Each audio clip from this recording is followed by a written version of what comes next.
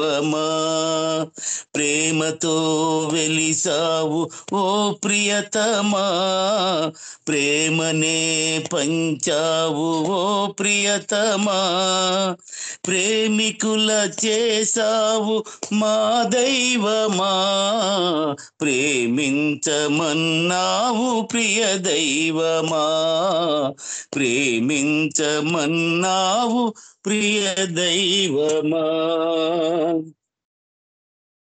కలిలోన వెలిసావు, కలిలోన వెలిసావు, కలుషాలు బాపగా మానవుల మేల్కొల్పి మార్గమును చూపగా, మోహాన్ని మోహాన్ని తొలగించి మనసు మళ్ళించి, మోహాన్ని తొలగించి మనసు మళ్ళించి, దైవాన్ని నేనని రుజువు చేసావు, ప్రేమతో వెలిసావు ఓ ప్రియతమా, ప్రేమనే పంచావు ఓ ప్రియతమా, ప్రేమికుల చేసావు మా దైవమా, ప్రేమించమన్నావు ప్రియ దైవమా, ప్రేమించమన్నావు ప్రియ దైవమా. అతి చిత్రముగా నీవు, అతి చిత్రముగా నీవు అనుభూతులిస్తావు, అహరహము మా తోడు నీడవై ఉంటావు, శోధింపనపుడపుడు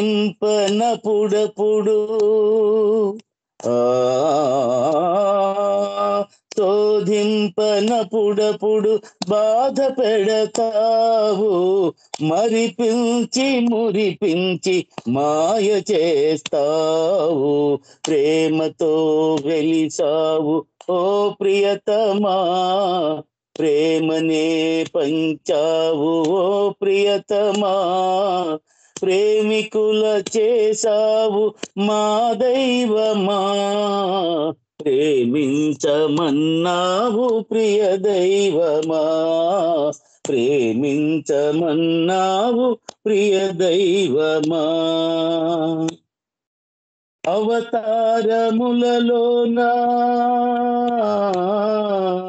అవతారములలోన అరుదైన తత్వమై, అపురూపమగు దివ్య ప్రేమావతారమై,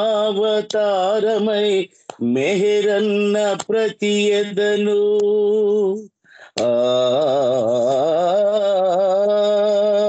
మెహరన్న ప్రతి ఎదను కృషించు ధ్వనివై, మౌనావతారునిగా మహివెలసినావు, ప్రేమతో వెలిసావు ఓ ప్రియతమా, ప్రేమనే పంచావు ఓ ప్రియతమా, ప్రేమికుల చేసావు మా దైవమా, ప్రేమించమన్నావు ప్రియ దైవమా, ప్రేమించమన్నావు ప్రియ దైవమా.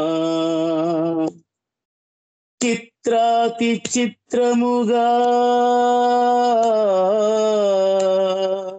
చిత్రాతి చిత్రముగా చిత్రాలు చేయుచు, దివ్యాతి దివ్యముగా గీతాలు రాయుచు, భావాన్ని భావాన్ని ఎద నిలుపు భాష్యాలు వ్రాస్తూ, మెహరి శ్రీనివనుచు గుర్తు చేస్తావు, మెహరి శ్రీనివనుచు గుర్తు చేస్తావు, ప్రేమతో వెలిసావు ఓ ప్రియతమా, ప్రేమనే పంచావు ఓ ప్రియతమా, ప్రేమికుల చేసావు మా దైవమా, ప్రేమించమన్నావు ప్రియ దైవమా, ప్రేమించమన్నావు ప్రియ దైవమా, ప్రేమించమన్నావు ప్రియ దైవమా. అవతార్ మెహర్ బాబాకి జై. జై బాబా అండి అందరికి. Thank you. థ్యాంక్ యూ పన్నగేశ్వర గారు. జై మెహర్ బాబా అండి. జై బాబా అండి. నేనే మీకు థ్యాంక్స్ చెప్పాలి. ఆయన మెహర్శ్రీ హృదయం తాదాప్యతో చెందినట్టు ఆ పద పంతులు ఏవైతే ఉన్నాయో అందరి హృదయాల్ని కూడా ప్రేమతో నింపేసాయి. ఆ ప్రేమ పాట ఎలా ఉంటుంది అంటే, అనుభవిస్తూ రాసిన వాళ్ళకి, అనుభవిస్తూ పాడిన వాళ్ళకి, అది వినే వాళ్ళకి కూడా అది ఆనందాన్ని పంచుతోంది. ఆ పాట చాలా చక్కటి పాట వినిపించారు మీకు పూర్తిగా నా ధన్యవాదాలు. ఇప్పుడు సమయం అయింది, మెహరజన్ గారు ప్రసంగిస్తారు. జై బాబా అండి. మెహరజన్ గారు. జై బాబా అండి పన్నగేశ్వరరావు గారు. అందరికీ జై బాబా అండి. అవతార్ మెహర్ బాబాకి జై. ఈరోజు మనం నామ విశిష్టత గురించి, మెహరు ప్రభు యొక్క నామ విశిష్టత గురించి మనం మళ్ళీ ఒక్కసారి తలుచుకుందాం. బాబా ఏమంటారంటే, హలో రికార్డ్ ఆఫ్ చేస్తారా రజనీ గారు? జై బాబా. ఇప్పటి నుంచే స్టార్ట్ అయింది మణి. అవునా? సరే. ఇందాక నుంచి లేదు. జై బాబా. బాబా ఏమంటారంటే, జీవితంలో ఎటువంటి సంఘటనలు ఎదురైనా దేనికి వ్యాకులు పడకుండా జీవన ప్రవాహంలో చలించకుండా ఉండాలి. ఎందుకంటే మీకు ఎదురయ్యే పరిస్థితులన్నీ నేను సృష్టించినవే కాబట్టి అంటున్నారు. కాబట్టి ఇలాంటి పరిస్థితులు ఎదురైనప్పుడు మీరు తట్టుకోవాలంటే ధూళిగా మారితే గాని కుదరదు అంటున్నారు. ధూళిగా మారాలంటే ముందు శిలగా మారాలి. అంటే భగవంతునిపై అచంచల విశ్వాసం, అగ్ని లాంటి ప్రేమ ఉంటే ధూళిగా మారడానికి అవకాశం ఉంది అంటున్నారు. బాబా అంటారు, ఈ ప్రేమని ప్రసాదించాలి అంటే, నా ప్రేమ నీకు ప్రసాదించాలంటే ముందు నా కృప కావాలి అంటున్నారు బాబా. నా కృప ప్రశంసడం కావాలి అంటున్నారు. బాబా ఒకసారి ఈ ప్రేమ గురించి 1937లో మే 28న నాసిక్లో రిట్రీట్ అంటే పాశ్చాత్య ప్రేమికుల దగ్గర బాబా చెప్తున్నారు, భగవంతునిపై ప్రేమ కలగాలంటే ముందుగా ఆయన గ్రేసు పొందగలగాలి అన్నట. ఈ బాబా కృపను పొందాలంటే మీకు 5 గుణాలు అలవడాలి అంటున్నారు. ఈ 5 గుణాలు కూడా బాబా ఏం చెప్తున్నారంటే, నీకు నష్టం కలిగినా సరే ఇతరులకు మేలు చేయడం, పరనింద పరోక్షంద చేయకుండా ఉండడం, అమితమైన ఓర్పు కలిగి ఉండడం, బాధపడకుండా ఉండడం అంటే ప్రయత్నించడం, ఎదుటివారిలో మంచిని మాత్రమే చూడడం, ఈ 5 లక్షణాలు ఉండాలి అన్నారు. మనకు అర్థమవుతుంది కదా, మనకి నష్టం కలిగినా సరే ఇతరులకు మేలు చేయడం అంటే మనం తీర్థయాత్ర అని కథ కూడా చదువుకున్నాం. సింపుల్ గా ఒకసారి పరిచయం చేసుకుందాం. తీర్థయాత్ర అంటే ఒక ముస్లిం అతను మక్కా ప్రయాణం చేసుకుంటాడు. చాలా కష్టపడి, అంటే రోజు రోజు తినవలసిన తిండిని కూడా అది డబ్బు రూపంలో దాచుకుని మంచినీళ్ళతో కాలం గడిపి, అంటే మహమ్మదీయులకు ఎప్పుడు కూడా జీవితంలో ఒక్కసారి మక్కా యాత్ర ఛాన్స్ వస్తుందండి. ఆ ముహూర్తానికి అక్కడికెళ్ళి దర్శించుకోవాలన్నమాట. అందుకని డబ్బులన్నీ కూడగట్టుకుని వాళ్ళు గుంపులుగా వెళ్తారు. సింగిల్ గా ఎవరు వెళ్ళరు. ఒక పెద్ద గుంపులో ఈ ముస్లిం అతను వెళ్తాడు. అందులో పిల్లలు, పెద్దలు అందరూ ఉంటారు. ఆ గ్రూప్ హెడ్ నడుపుతూ ఉంటాడు వీళ్ళందరినీ ముందుకు తీసుకెళ్ళడానికి. అందులో ఏంటంటే ఒక ప్రెగ్నెంట్ వుమెన్ కూడా ఉంటుంది.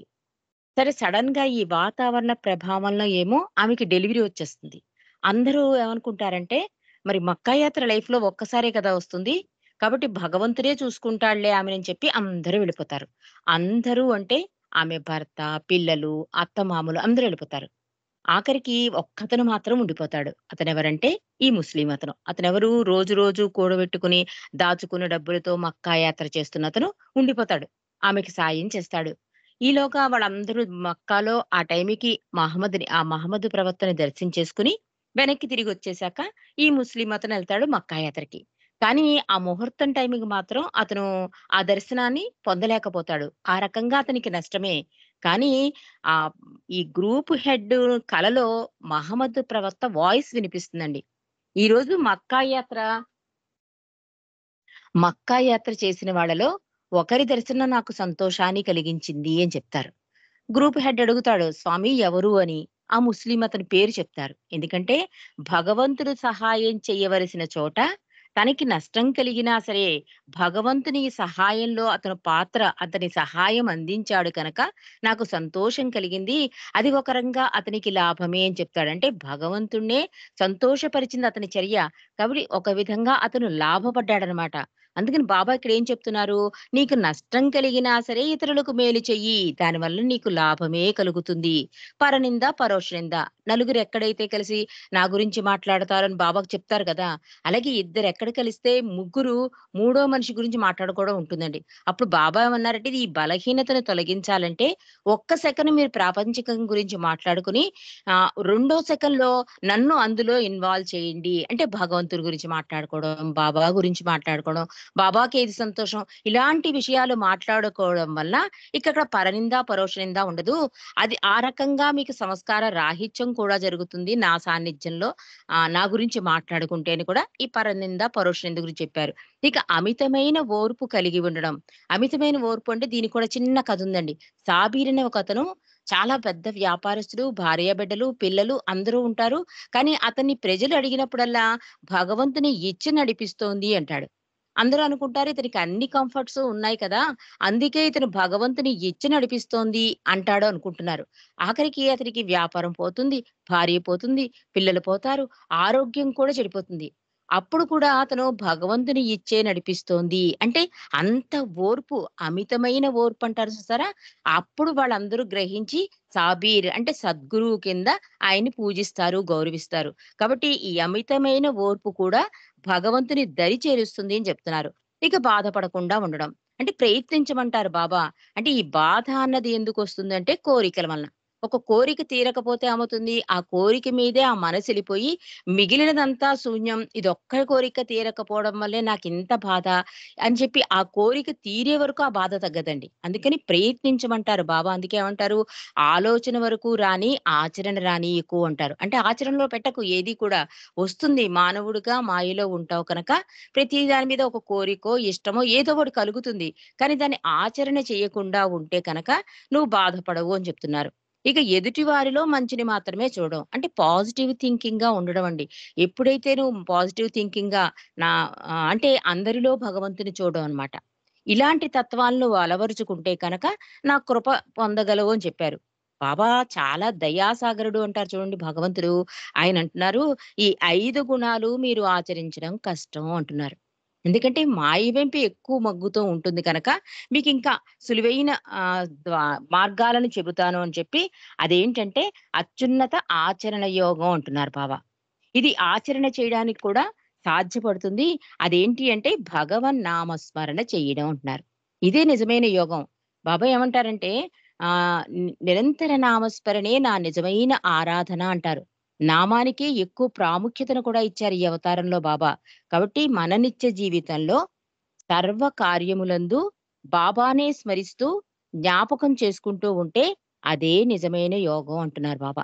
ఏ పని చేస్తూ ఉన్నా, ఏ సమయంలోనైనా, ఏ ప్రదేశంలో ఉన్నా బాబా నామం చేస్తూ, బాబాను జ్ఞాపకం చేసుకుంటూ ఉండడమే నిజమైన యోగం.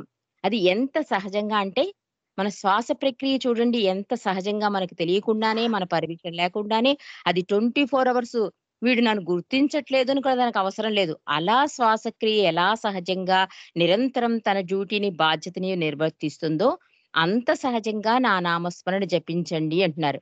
ఇలా జపించడం వల్ల ఏమవుతుందంటే, ఈ ఆలోచనలనే దోమల నుండి దోమలొస్తున్నప్పుడు నువ్వు దోమతెర నుండి ఎలా రక్షింపబడతావో, నీ ఆలోచనలు నిన్ను తాకవు అని చెప్తున్నారు. అంటే ఒక ఆలోచనొచ్చిందంటే మొత్తం జీవితమంతా అయిపోయినట్టుగా భావించేస్తూ ఉంటారు. ఇప్పుడు మన పిల్లలు కూడా ఏదైనా ఒకటి సక్సెస్ రాకపోతే వెంటనే డెసిషన్ తీసేసుకుంటూ ఉంటారండి. ఈ నామస్మరణ ఏమవుతుందంటే కంట్రోలింగ్ నేర్పుతుంది. కంట్రోలింగ్ నేర్పుతుంది. ప్రభు కృప ప్రసరిస్తుంది. ప్రభు మీద అధికాధికంగా ప్రేమను కూడా ప్రసరింపచేస్తుంది. కాబట్టి నిరంతరం ప్రభు నామం జపించే వారికి ఆ నామం ఒక రక్షణ కవచంగా ఉంటుంది అంటున్నారు బాబా. నిరంతర నామస్మరణ వల్ల. ఎందుకంటే బాధల్లో అందరూ భగవంతుని స్మరిస్తారండి. కానీ సుఖాలలో భగవంతుడు గుర్తుకు రాడు. కాబట్టి అన్ని వేళలా అన్నారు బాబా. అందుకే సుఖమైనా, దుఃఖమైనా ఏదైనా కూడా ఆ నామస్మరణ వలన అది నీకు అంటదు. అంటే ఒక సంస్కార ముద్ర అవ్వదు. దాని మళ్ళీ జన్మకి పునాది అవ్వదు. కాబట్టి నిరంతర నామస్మరణ నీకు ఒక రక్షణ కవచంగా ఉంటుంది. అంటే సంస్కార రాహిత్యాన్ని కూడా చేస్తుంది. కొత్త సంస్కారం రాదు. ఉన్న సంస్కారాన్ని ఖర్చుపెడుతుంది. ఈ నిరంతర నామస్మరణ గురించి బాబా ఒక చిన్న ఎగ్జాంపుల్ చెప్పారండి. అంటే ఎంత సులువు చేసేసాడో ఈ అవతారంలో బాబా. సిలబస్ మార్చేసారంటారు చూడండి. 10థ్ క్లాస్ ఏ ఇయర్‌కి ఆ ఇయర్ సిలబస్ మార్చారని అంటారు. అలాగా ప్రతి అవతారంలో ఉన్న ఈ పద్ధతులన్నీ మార్చేసి, ఈ టైమ్ చాలా స్పీడ్ అయిపోతుంది కనుక, మానవుడు చాలా బిజీ. అందులో భగవంతుడు అనేసరికి అస్సలు టైం ఇవ్వం మనం. మన అదృష్ట భాగ్యం ఏంటంటే బాబా ప్రేమికులుగా ఈ ఆన్‌లైన్ స్కైపుల ద్వారా ప్రభువుతో గడిపే భాగ్యాన్ని చాలా సులువుగా మన ఇంట్లో మనం ఉంటూ ప్రభు సాన్నిధ్యంలో గడుపుతూ, ఆయన గురించి తలుచుకుంటూ ఆనంద పరవశులమయ్యి ఆయన సాన్నిధ్యంలో గడిపే కొన్ని గంటలు మనకిచ్చాడు. ఏ అవతారంలోనూ ఇవ్వలేదు ఇంత అద్భుత అవకాశం. దానిని సద్వినియోగం కూడా చేసుకుంటున్నాం చాలా మంది ప్రేమికులం. ఇక్కడ బాబా ఏమంటున్నారంటే, నా నామ విశిష్టత గురించి మీకొక చిన్న ఎగ్జాంపుల్ చెప్తానంటూ, ఒక రైలు ఇంజిన్ ఉందనుకోండి. దానికి బోగీలు అనుసంధానింపబడి ఉన్నాయా? లేదో చూసుకుంటుంది అంతే రైలు ఇంజిన్ కదా! అందులో చెత్తుందా? బొగ్గుందా? బంగారం ఉందా? ఏది చూసుకోదు. అది తగిలిచి నాతో ఆ బోగీలు కనెక్ట్ అయి ఉన్నాయా? లేదా? అన్నదే చూసుకుంటుంది కనుక, వెంటనే అదేం చేస్తుంది? ఆ కనెక్షన్ కుదరగానే వెంటనే గమ్యానికి తీసుకెళ్ళిపోతుంది రైలు ఇంజిన్. అలాగే బాబా అంటున్నారు, మీలో లోపాలు ఎన్ని ఉన్నా సరే, భగవంతునితో అనుసంధానమై ఉన్నంత వరకు మీ ప్రయాణం గమ్యం వైపే కొనసాగుతూ ఉంటుంది. ఆ విధంగా మీరు భగవంతునితో నిరంతరం అనుసంధానపరిచి ఉంచితే పా ఉంచేదే ఈ భగవంతుని నామస్మరణ అంటున్నారు బాబా. ఈ నామస్మరణ వల్ల ఏమవుతుందంటే అధికాధికమైన ప్రేమ కలిగి తండ్రికి ఏమిష్టం? తండ్రి ఎలా సంతోషపడతాడు? ఏ నేను ఎందుకు వచ్చాను? నా గమ్యం ఏంటి?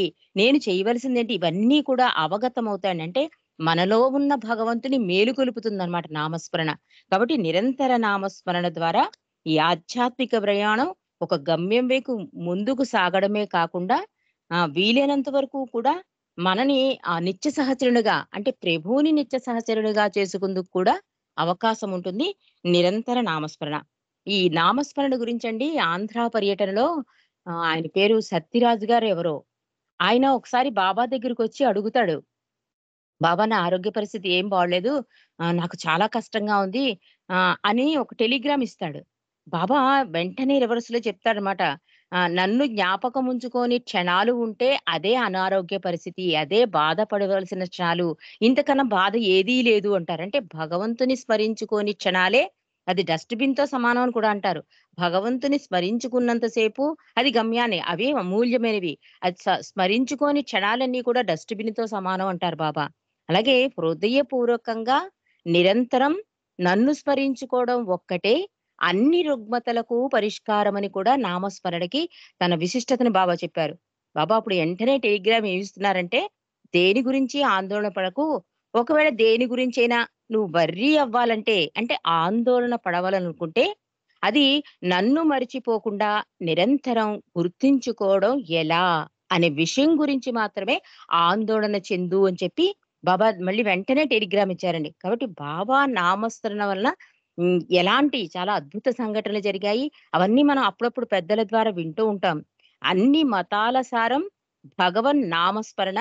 దానిలో ప్రావీణ్యం సాధించిన వాడు మాయా అనే మహాసాగరాన్ని సురక్షితంగా దాటిపోగలడు అని చెప్పి కబీర్ మహాకవి రాసిన ఒక కవితని ఇక్కడ రాస్తున్నారు. అన్ని మతాల సారం భగవన్ నామస్మరణ.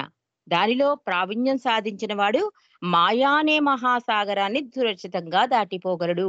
అందుకే బాబా అంటారు అవతారుడిగా వచ్చినప్పుడు ఒక వారధి వేసేస్తాటండి. భగవంతుడికి సాధకుడికి అవతారుడు ఒక వారధిగా పనిచేస్తాడనమాట. అంటే ఇలాంటి సులువైన మార్గాలు మై విష్ అని, హౌ టు లవ్ గాడ్ అని, బాబా ఇచ్చిన సందేశాలు, ఆయన ఆచరణ సాధ్యమైన నవజీవనం ఇవన్నీ కూడా ఏంటంటే ఒక వారధిలా ఒక సాధకుడు భగవంతుని వైపు నడవడానికి, ఆయన వైపు తిరగడానికి అవకాశం ఉంటుంది.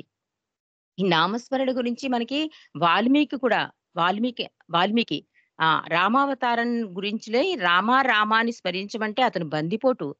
నేను ఇన్ని పాపాలు చేశాను. నాకు ముక్తి కావాలి అంటే అప్పుడు సద్గురువు అతనికి రామా అని చెప్పమంటే అతనికి చదువు రాక మరా అని స్మరిస్తాడు.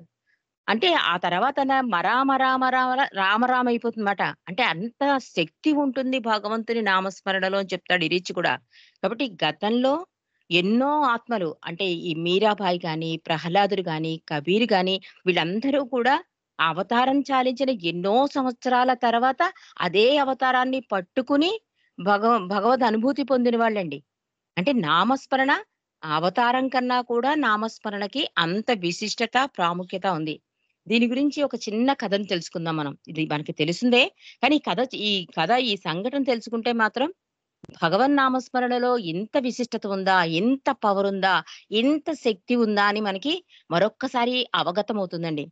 ఒక గురువుగారు ఒక నిండు సభలో భగవంతుని గురించి చెప్తూ ఉంటాడు.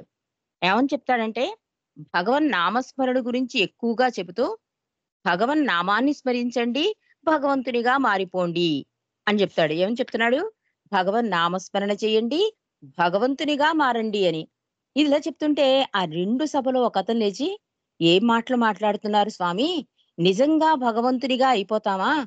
నేను ఒకవేళ రొట్టె అంటే రొట్టె అయిపోతానా?" అంటే చాలా హాస్యాస్పదంగా నిండు సభలో అంత గురువుగారిని ఆ మాట అనేసరికి గురువుగారు కొంచెం పట్టించుకోడు. మళ్ళీ అదే మాటని రిపీట్ చేస్తాడు. గురువు ఏం చేస్తాడంటే వీడికి ఇలా కాదు, అనుభవం ద్వారా వీడికి తెలియాలని చెప్పి ఒక అనకూడని మాట అంటాడు. ఒక షటప్ అనో, మూర్ఖుడనో తిడతాడు. నిండు సభలో గురువుగారు నన్ను తిట్టాడు అని చెప్పి, అప్పటి వరకు ప్రశాంతంగా ఉన్న అతను కోపోద్రిక్తుడై, ఎర్రగా మొహమైపోయి, చాలా అసహనంగా కుర్చీలో అటు ఇటు కదులుతూ ఉంటాడు. గురువు తన బోధనలు చెబుతూ ఎప్పుడైతే ఈ క్వెషన్ వేశాడో, అతని వైపు చూసి, "నువ్వు ఎందుకిలా ఉన్నావు? నీకెందుకింత కోపం వచ్చింది? ఏమిటి సంగతి? ఏ విషయమే నీకింత కోపం వచ్చింది?" అని అడుగుతాడు గురువు. ఏమీ తెలియనట్టు. అప్పుడు అతనంటాడు, "చాలు చాలులేవయ్యా! ఇందాక నువ్వే కదా! ఇంతమందిలో నన్ను అవమానించావు. నన్ను మూర్ఖుడా అన్నావు, షటప్ అన్నావు. నువ్వు నాకు క్షమాపణలు చెప్పాలి" అంటాడు గురువుని. అంటే గురువు అంటాడు, "నేనేం చేశాను? అంటే అనరాని మాటలన్నారు కనుక నాకు కోపం వచ్చింది. కాబట్టి నువ్వు నాకు క్షమాపణలు చెప్పాలి" అంటే అప్పుడు గురువు అంటాడండి, "నేనొక్క మాట అంటే ఆ మాట యొక్క శక్తి నిన్ను పూర్తిగా మార్చివేసింది. శాంతంగా ఉన్న నీకు నేను అన్న ఆ ఒక్క మాట ఆ విపరీతమైన కోపాన్ని తెప్పించింది. నిజానికి ఆ మాట చెడ్డ మాట కదా! అయినా నీపై ఎంత ప్రభావం చూపిందో చూసావా?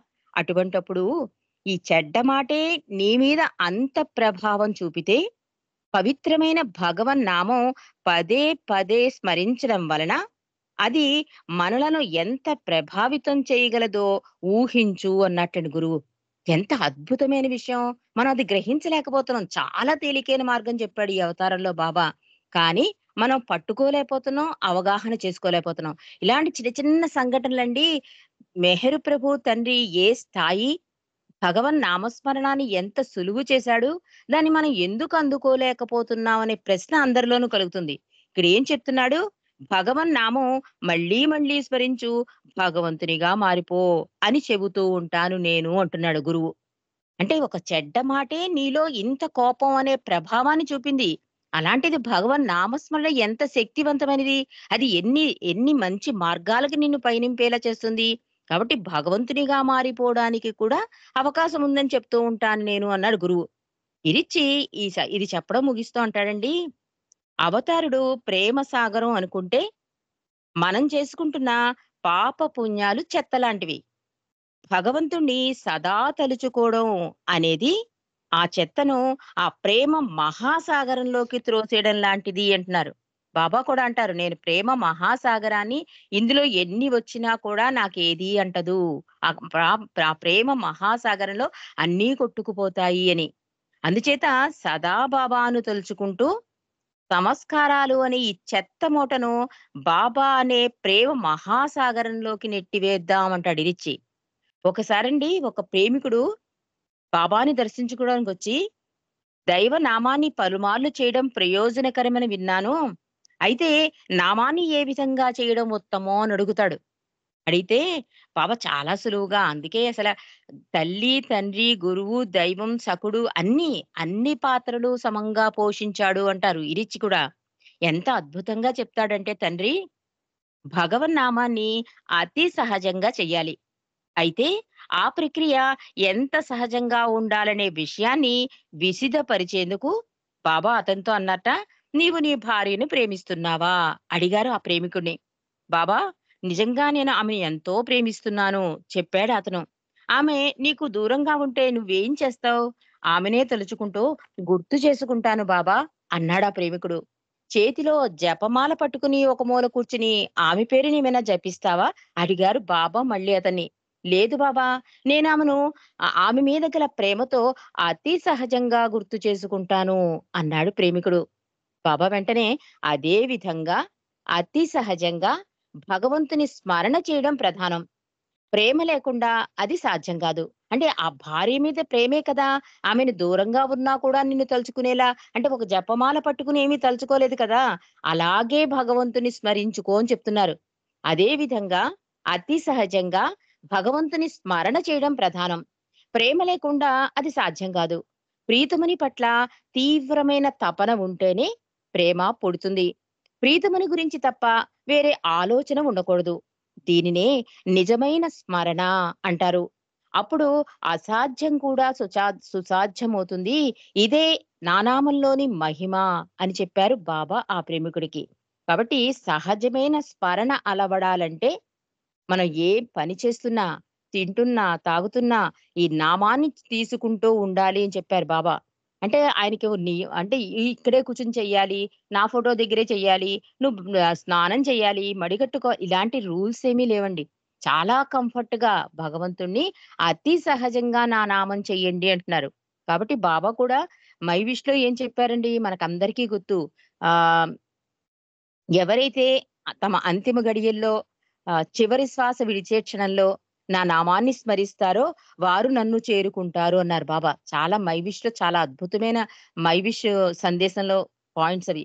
బాబా అందుకే ఏమంటారంటే, "ఈ నిరంతర నామస్మరణ ఇప్పటి నుండి నువ్వు స్మరించలేకపోతే అంత్యకాలమందు అది గుర్తుకు రాదు. ఆ సమయం ఆసన్నం అయినప్పుడు నన్ను గుర్తుంచుకోలేరు." అంటే ఎప్పుడైతే మనం ఒక దానితో మమైకమైపోతామో కథ కూడా ఉంది. పిల్లలకి కృష్ణ, గోవింద, శివ అని పేరు పెట్టుకుని ఒక వ్యాపారస్తుడు ఆఖరి దశలో పిల్లలందరూ ఎదురుగుండా ఉంటే, అంటే అప్పట్లో అలా పెట్టుకునేవారండి భగవంతుని పేర్లు. కృష్ణ, గోపి, వాసుదేవ అని పెట్టుకుంటే ఆ పేర్లు పలకకుండా ఎవరో ఆ షాప్ వదిలేసి వచ్చేసారు. నా షాపు క్లోజ్ చేసేసారా ఏదో అంటాడు. ఆఖరికి గడ్డి పరక చూపించి దాన్నేనా విష్ణు ఏదో పోలికతో పోలుస్తారు. గడ్డి పరక అని చనిపోతాడు. అంటే అందుకే బాబా ఏమంటున్నారంటే నిరంతర నామస్మరణ అంటున్నారు బాబా. అంటే చేసే ప్రతి పనిలోనూ నన్ను అనుసంధానం. ఇందాక రైలు ఇంజిన్ ఎలా అయితే బోగీలను అనుసంధానించిందో అలా ప్రతి క్షణం, ప్రతి సెకను ఏ పని చేస్తున్నా కూడా నా నామస్మరణతో అనుసంధానమైతే నా దివ్యాధికారంతో మీ అంతిమ గడియల్లో నేను మిమ్మల్ని కళ్ళకు గంతలు కట్టి తీసుకెళ్ళిపోతాను అంటున్నారు. కాబట్టి మీరు ప్రతిరోజు రోజుకి ఒక్కసారైనా హృదయపూర్వకంగా నా నామం జపిస్తే చాలు చివరికి నాలో చేరుకుంటారు అన్నారు బాబా. కాబట్టి నామస్మరణలో ఉన్నంత కాలం కూడా ప్రీతముని ఎంతగా తలుచుకుంటే మన గురించి ఎంత తక్కువగా ఆలోచించుకుంటే, ఈ నామస్మరణ వలన ఏమవుతుందంటే, ఈ అసత్యపు నేను తగ్గిపోతుందండి. నామస్మరణ వలన మనం అనుకుంటాం భగవంతునికి ఏదైనా లాభమా అని. మనకే లాభం. ఈ నేను అన్న అహంకారం పోతుంది. బాబా ఇక్కడ కొన్ని పాయింట్స్ చెప్పారు. అది చదివేసి నేను ముగిస్తాను. బాబా ఏం చెప్తున్నారంటే, నామస్మరణలో ఉన్నంత కాలం ప్రీతముని ఎంత ఎక్కువగా తలుచుకుంటే, అంత తక్కువగా మిమ్మల్ని మీరు గుర్తు చేసుకోవడం జరుగుతుంది. అంటే నామస్మరణ మీ అసత్యపు నేనును బలపరుస్తుంది, బలహీనపరుస్తుంది అంటున్నారు. బలహీనపరుస్తుంది అంటూ నామస్మరణ మీ సంస్కారాల మోట తరుగుదలకు తోడ్పడుతుంది.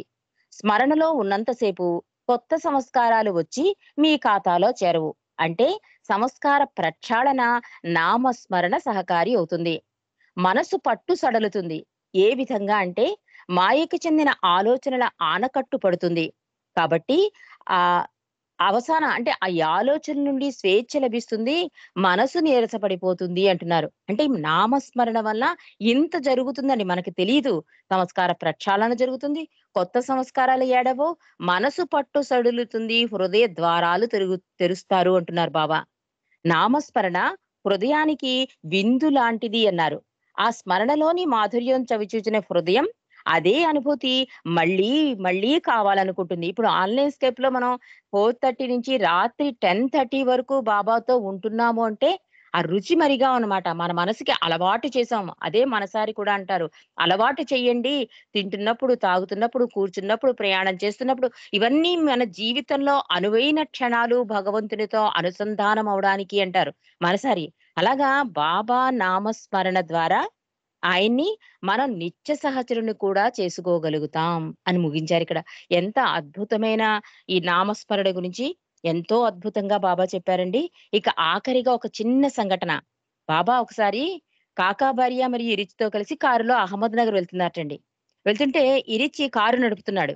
అహ్మద్ నగర్‌లో అంటే కారు నడుపుతున్నప్పుడు పశువులు అడ్డుపడ్డాయట. అకస్మాత్తుగా ఈ పశువులు కారుకి అడ్డం రావడంతో ఇరిచి చాలా చాకచక్యంగా బ్రేక్ మీద కాలేసి ప్రమాదం రాకుండా ఆపేసాట. అప్పుడు బాబా అడిగారట, "ఇలా సంఘటన జరిగినప్పుడు మీలో ఎవరైనా నా నామాన్ని తలుచుకున్నారా?" అని ప్రశ్నించారట. దానికి ఇరిచినట, "లేదు బాబా, నా దృష్టి మొత్తం రోడ్డుపైనే ఉండడం వల్ల నా మనసులోకి ఆ ఆలోచన రాలేదు" అని సమాధానం ఇచ్చాట. కాకా భార్య అన్నట, తాను కూడా ఆ సమయంలో బాబా నామాన్ని తలుచుకోలేకపోయాను అన్నట. అప్పుడు బాబా అన్నారు, "నేను ఈ సంఘటన జరిగినప్పుడు నా నామాన్ని నేనే తలుచుకున్నాను" అన్నట్టు బాబా. ఈ సంఘటన తెలుపుతూ మేర్వాన్ జస్సావాలా అంటారండి. బాబా ప్రేమికులతో ప్రీతమ బాబా నామాన్ని మనందరం కూడా అంటే బాబాయే బాబా నామాన్ని తలుచుకున్నారంటే మనం ఎంత అత్యధికంగా ఈ నామానికి ఇంపార్టెన్స్ ఇవ్వాలి. అలాగా మన నిత్య సహచరుడు అవుతాడు ఆయన. మన సంస్కార ప్రక్షాళన జరుగుతుంది. కాబట్టి నామస్మరణ అన్నది ఇప్పటి నుండి ప్రయత్నం చెయ్యండి అని చెప్పి ఈ మేర్వాన్ జస్సావాలా చెప్తారు. కాబట్టి బాబా స్మరణలో మనం సమస్తం ఆయన పాదాల వద్ద సమర్పించినప్పుడు ఏమవుతుంది? సంస్కార ప్రక్షాళన జరుగుతుంది. ఈ రక్షణ బాధ్యత నాదే అవుతుందని చెప్పి బాబా భరోసా కూడా ఇచ్చేశారు. కాబట్టి ఎంత ఎక్కువగా వీలైతే అంత ఎక్కువగా మనకి ఇప్పటికి అలవాటైపోయిందండి. ఇప్పుడు దెబ్బ తగిలితే అమ్మ అంటలేదు, బాబా అంటున్నాం. ఏదైనా ఒక చెడు వార్త వింటే బాబా అంటున్నాం. అంటే ఏదైనా ఒక కష్టం కలిగితే బాబా అంటున్నాం. అలవాటు చేస్తున్నాం. దాన్ని అధికాధికంగా చేయండి అని చెప్పి ఈ నామస్మరణ గురించి ముగించారండి. మరి ఇంతటి అద్భుత ప్రభు నామం గురించి మనం తెలుసుకున్నాం కనుక ప్రతీదీ ప్రయత్నం చేద్దాం. ఆయన కృపకు మనం పాత్రులమవుదాం. అవతార్ మెహర్ బాబా కీ జై. జై బాబా అండి. పన్నగేశ్వర గారు.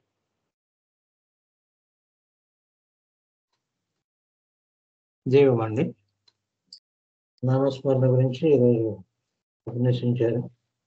మంచి విషయాలు చెప్పారు. ముఖ్యంగా ఈ కృప, బాబాకు కృప కావాలన్నట్లయితే 5 లక్షణాలు. 5 లక్షణాలు కూడా తనకు నష్టం కలిగినా సరే ఇతరులకు మేలు చేయడం, అమితమైన ఓర్పు ఉండడం, బాధపడకుండా ఉండడం, ఎదుటి వారిలో మంచిని చూడడం, అందరి పట్ల ప్రేమ కలిగి ఉండడం, వాటి గురించి ఉదాహరణతోటి అన్ని కూడా వివరించి చెప్పారు. మళ్ళీ నేను చెప్పాల్సిన అవసరం లేదు. అందరికీ నాకంటే కూడా బాగా అర్థం చేసుకునే వాళ్ళు ఉన్నారు కాబట్టి మళ్ళీ దాన్ని రిపీట్ చేయాల్సిన అవసరం లేదు. ఒక విషయం మాత్రం ఏంటంటే ఈ నామస్మరణ అనేది మనకి కవచంలా కాపాడుతుంది. కాబట్టి నామస్మరణ అంటే ప్రత్యేకంగా ఒక చోట కూర్చుని, ఒక గదిలో కూర్చుని 1 గంట 2 గంటలో నామం చేయడం కాకుండా ప్రతి పనిలోనూ కూడా ఆయన్ని ప్రతిక్షేపించుకోవడమే, ఆయన నామాన్ని మనం అలవరుచుకోవడమే దీంట్లో ఉండేటువంటి ముఖ్యమైనటువంటి అంతరార్థం. అందుకని మనం ఏ పని చేస్తున్నా సరే వెనకాల బాబా ఉన్నారు అనే ధ్యాసతోటి మన జీవితాన్ని గడపాలి. ఎందుకంటే ప్రత్యేకించి ధ్యానం, యోగం, ఇలా నామస్మరణలు ఏం చెప్పలేదు బాబా. అందుకని మనం ప్రతి క్షణం కూడా నా పరంగా జీవించు అన్నారు. ప్రతి క్షణం ఆయన పరంగా జీవించడం అంటే ఇదే. ఈ విధంగా జీవించినట్లయితే అది నష్టమైనా లాభమైనా కూడా ఆయన పరంగానే జీవిస్తాం కాబట్టి ఆయన భుజిస్కంధాల మీద మన భారాన్ని ఆయన మోపుతున్నట్టు అవుతుంది. ఆయన మనని ఆ విధంగానే కాపాడుకుంటూ వస్తారు. విశ్వభారంతో కూడా ఆయనే మోస్తున్నారు కాబట్టి ఏమోండి. మళ్ళీ ఇప్పుడు సంకీర్తన కార్యక్రమంలో వెళ్దాం. శ్రీను జిఆర్కే గారు ఒక పాట పాడతారు. తర్వాత లక్ష్మి ఒక పాట పాడుతుందండి ఈరోజు. జై బాబా. जय बाबा सर. अवतार मेहरबान की जय. రాత్రి గాని పగలు గాని సమయము ఏదైనా, రాత్రి గాని పగలు గాని సమయము ఏదైనా మెహరుని స్మరణమే మనకు ఆనందము, ఆనందము. రాత్రి గాని పగలు గాని సమయము ఏదైనా మెహరుని స్మరణమే మనకు ఆనందము ఆనందము. నేడు గాని రేపు గాని అవతల నాడైన గాని, నేడు గాని రేపు గాని అవతల నాడైన గాని, ఇంటనున్న బయటనున్న ఎక్కడ ఎటులున్నా, సంకట స్థితిలోనున్న సతమతమైపోతున్నా, సంకట స్థితిలోనున్న సతమతమైపోతున్న, ప్రేమమయుని ధ్యానమొకటే సర్వస్వము, ప్రేమమయుని ధ్యానమొకటే సర్వస్వము. రాత్రి గాని పగలు గాని సమయము ఏదైనా, మెహరుని స్మరణమే మనకు ఆనందము ఆనందము. నిదురనైన లేచి ఉన్న కాలకృత్యములనున్నా, నిదురనైన లేచి ఉన్న కాలకృత్యముననున్న, కూర్చున్న నిలుచున్న ఏ పనిలో మునిగున్నా, సంతోషములోనున్న సంశయంబులోనున్న, సంతోషములోనున్న సంశయంబులోనున్న, ప్రేమ తండ్రి సేవయే మా సకలార్థము, ప్రేమ తండ్రి సేవయే మా సకలార్థము. రాత్రి గాని పగలు గాని సమయము ఏదైనా, మెహరుని స్మరణమే మనకు ఆనందము ఆనందము. వేడుచున్న పాడుచున్న మెహరశ్రీ అనుచున్నా, వేడుచున్న పాడుచున్న మెహరశ్రీ అనుచున్న, నడుచుచున్న నవ్వుచున్న నలిగి నలిగిపోతున్నా, తలంచుచు తపించుచు తన్మయమైపోతున్నా, తలంచుచు తపించుచు తన్మయమైపోతున్న, తండ్రి మెహరు పాదాలే శరణము మాకు, తండ్రి మెహరు పాదాలే శరణము మాకు. రాత్రి గాని పగలు గాని సమయము ఏదైనా, మెహరుని స్మరణమే మనకు ఆనందము ఆనందము ఆనందము. బోలో అవతార్ మెహర్ బాబా की జై. థ్యాంక్ యూ బాబా. జై బాబా సార్, ధన్యవాదాలు. అందరికీ జై మెహర్ బాబా.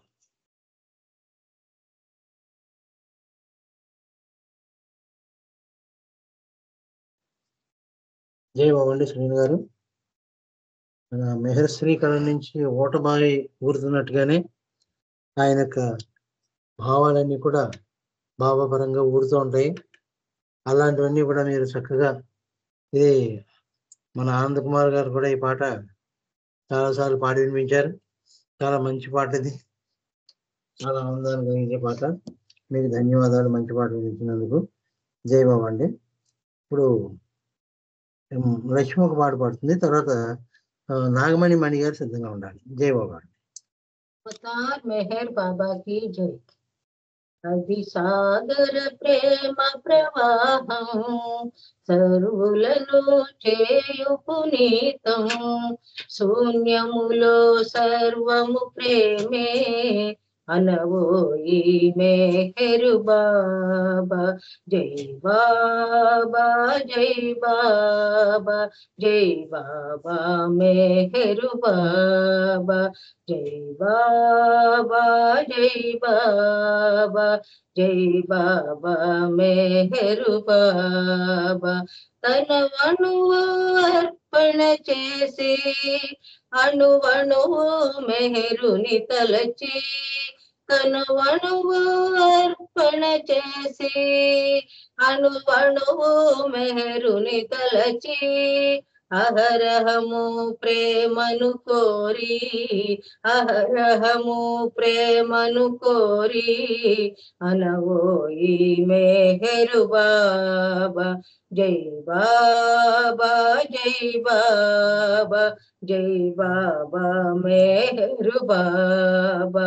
అది సాగర ప్రేమ ప్రవాహం సర్వులను చేయు పునీతం, శూన్యములో సర్వము ప్రేమే, అనవోయి మెహరు బాబా జై బాబా జై బాబా జై బాబా మెహరు బాబా జై బాబా జై బాబా జై బాబా మెహరు బాబా.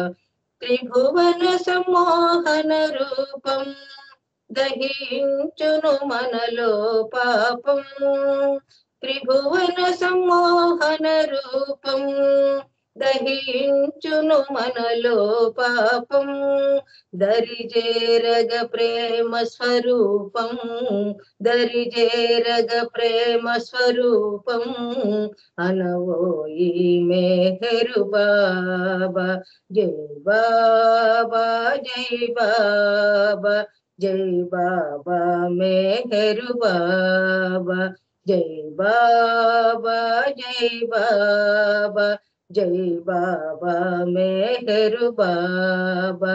ఆశ్రయమొక అద్భుత వరము, ఆస్మరణము చేయగగనుమా, ఆశ్రయమొక అద్భుత వరము, ఆస్మరణము చేయగగనుమా, ఆనందము ఆర్ణవమవగా, ఆనందము ఆర్ణవమవగా, అనవోయి మెహరు బాబా జై బాబా జై బాబా జై బాబా మెహరు బాబా జై బాబా జై బాబా జై బాబా మెహరు బాబా.